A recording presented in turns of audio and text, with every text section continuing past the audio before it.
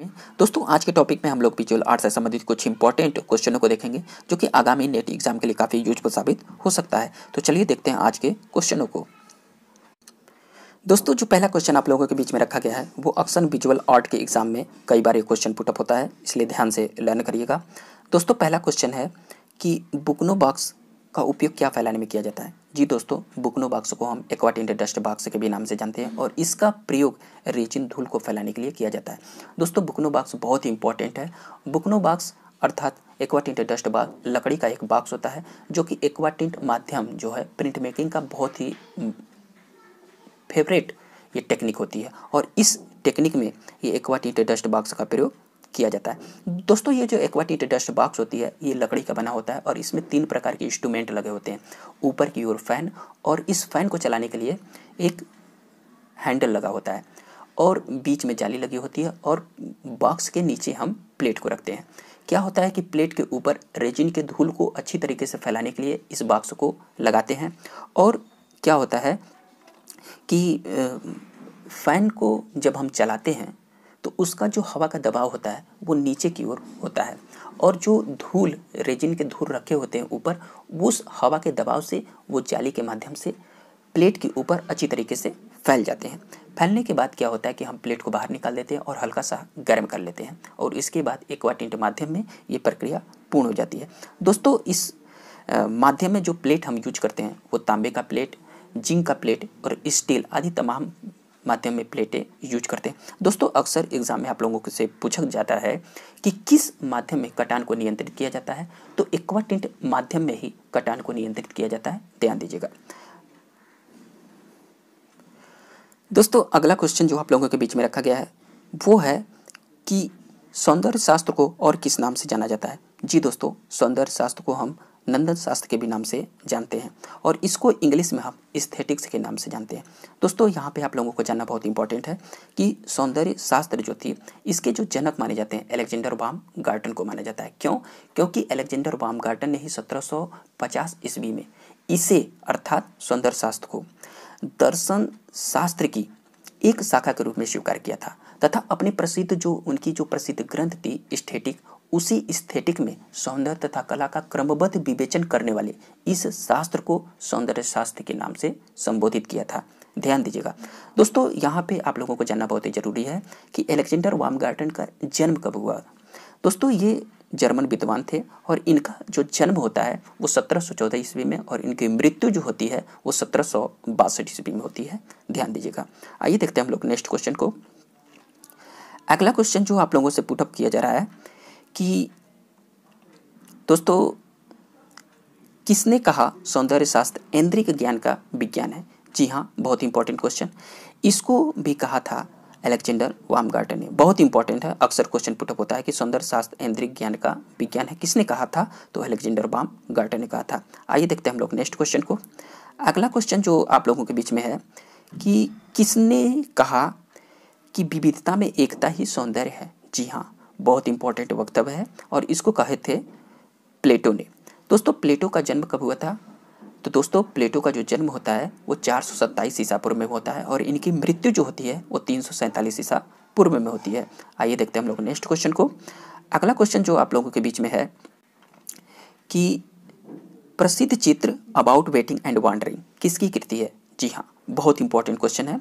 About waiting and wondering Bharat के प्रसिद्ध कलाकार गुल मोहम्मद शेख की है और गुल मोहम्मद शेख ने इस पेंटिंग को 1981 ईस्वी में कैनवास पर तैल माध्यम में अंकित किया था, ध्यान दीजिएगा। दोस्तों जो अगला क्वेश्चन आप लोगों के बीच में रखा गया है वो बहुत इंपॉर्टेंट है। क्वेश्चन है कि कलर एचिंग के प्रसिद्ध भारतीय कलाकार हैं।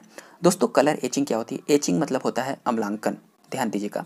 और कलर एचिंग मतलब क्या होता है कि जब हम छापा चित्र कई रंगों के माध्यम से प्राप्त करते हैं उसी को ही हम कलर एचिंग करते हैं और इसके प्रसिद्ध भारतीय कलाकार थे भूषण वागले। आइए देखते हैं हम लोग नेक्स्ट क्वेश्चन को। अगला क्वेश्चन जो है वो है कि राष्ट्रीय नीति NPST का पूरा नाम क्या है। जी हाँ, बहुत इंपॉर्टेंट क्वेश्चन है। NPST का पूरा नाम क्या है। दोस्तों ये सेंट्रल गवर्नमेंट की एक नीति है और इस नीति में ही क्या होता है कि 2022 तक टारगेट रखा गया है कि 500 मिलियन मानवीय लोगों को प्रशिक्षित करना है, ये भारत का एक राष्ट्रीय नीति है। और NPSD का पूरा नाम जो होता है वो national policy on skill development है, ध्यान दीजिएगा। आइए देखते हैं हम लोग नेक्स्ट क्वेश्चन को। अगला क्वेश्चन जो आप लोगों के बीच में रखा गया है वो इस प्रकार है, अक्सर एग्जाम में क्वेश्चन पुटअप होता है इनसे। दोस्तों जो ब्लॉक प्रिंटिंग होती है, दोस्तों ब्लॉक प्रिंटिंग चीन में काफ़ी फेमस थी। सर्वप्रथम इसी लकड़ी के ब्लॉक के द्वारा ही हमें छपाई जो प्राप्त होता है वो चीन में प्राप्त होता है 200 ईस्वी में।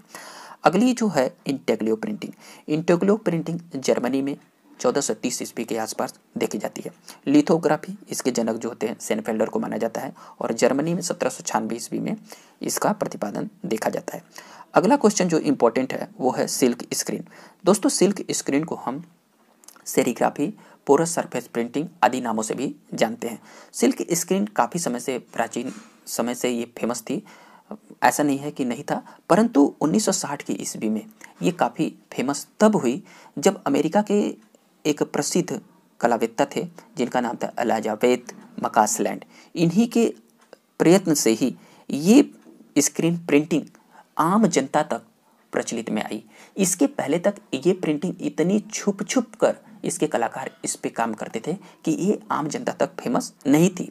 लेकिन अमेरिका की जो एलिजाबेथ मकासलैंड थी, इन्होंने ही आम जनता के बीच में इस टेक्निक को लाया था। दोस्तों यहाँ पे ध्यान देने वाली बात है कि ये जो सेरीग्राफी है, अर्थात सेरीग्राफी शब्द का प्रतिपादन किसने किया था, क्वेश्चन पुटअप किया जा सकता है। आप लोगों को जानना बहुत जरूरी है कि Philadelphia museum of fine art के एक क्यूरेटर थे जिनका नाम था कार्ल जिग्रोसर, और इन्हीं कार्ल जिग्रोसर ने ही सेरीग्राफी शब्द का प्रतिपादन किया था। ध्यान दीजिएगा 1960 के आसपास ये प्रक्रिया जो थी सेरीग्राफी वो अमेरिका में काफ़ी लोकप्रिय हुई थी। आइए देखते हैं हम लोग नेक्स्ट क्वेश्चन को। दोस्तों जो अगला क्वेश्चन आप लोगों के बीच में लिया गया है वो है कि किसने कहा है कि मैंने खून चखा है। बहुत इंपॉर्टेंट क्वेश्चन है। दोस्तों डेविड ओगिलवी ने ही अपने कार्यकाल के प्रारंभिक दौर में ये ऐसा वक्तव्य कहा था कि मैंने खून चखा है। दोस्तों डेविड ओगिलवी को विज्ञापन का जनक माना जाता है और इनका जन्म जो होता है 1911 ईस्वी में होता है। ये प्रसिद्ध लेखक भी थे और इन्होंने ग्राफिक डिजाइनिंग पे कई पुस्तकों का विमोचन भी किया है। तो ध्यान दीजिएगा, इनकी एक बहुत ही फेमस पुस्तक थी कॉन्फेशंस ऑफ एन एडवर्टाइजिंग मैन, ये बहुत ही फेमस थी। ध्यान दीजिएगा, तो इस कथन को इन्होंने कॉन्फेशंस ऑफ एन एडवर्टाइजिंग मैन में इस वक्तव्य का उल्लेख भी किया है। नेक्स्ट क्वेश्चन है कि हेराल्ड रोजनबर्ग ने किस वर्ष एक्शन पेंटिंग शब्द दिया था। दोस्तों एक्शन पेंटिंग जो थी बहुत ही फेमस थी और इसके प्रसिद्ध कलाकार थे जैक्सन पोलॉक। जैक्सन पोलॉक के ही चित्रांकन से इस एक्शन पेंटिंग का जन्म होता है। दोस्तों ये एक्शन पेंटिंग किस प्रकार से होती है, क्या होता है कि जैक्सन पोलॉक ने एक धरातल पर काफ़ी बड़ा पट्ट को फैला देते हैं और उसके ऊपर रंगों की धाराओं को गिराते हैं और धब्बों का प्रयोग करके चित्रांकन प्रारंभ कर देते हैं। इसको देखकर क्या होता है कि हेराल्ड रोजनबर्ग ने इस टेक्निक से प्रभावित होते हैं और इसका नाम दिया था एक्शन पेंटिंग 1952 ईस्वी में। ध्यान दीजिएगा। आइए देखते हैं हम लोग नेक्स्ट क्वेश्चन को। अगला क्वेश्चन जो आप लोगों के बीच में है कि नस्वार शीशियाँ बनाने के लिए कौन सा देश प्रसिद्ध है। जी दोस्तों, नस्वार शीशियाँ को हम स्नैफ के भी नाम से जानते हैं। ध्यान दीजिएगा, और इस शीशियों को बनाने के लिए, इस बॉटल को बनाने के लिए चीन देश काफ़ी फेमस है। अगला क्वेश्चन हम लोग देखेंगे कि भारत के किस मंदिर में अप्सरा का उत्कीर्णन है। जी हाँ दोस्तों, बहुत ही फेमस है खजुराहो का मंदिर। खजुराहो जो है प्राचीन काल से ही अपनी वास्तु और मूर्ति कला के दृष्टि से अद्भुत जगत प्रस्तुत करता है और यहाँ पर जो वास्तु और मूर्ति कला का जो संगम देखने को मिलता है वो बहुत ही फेमस है।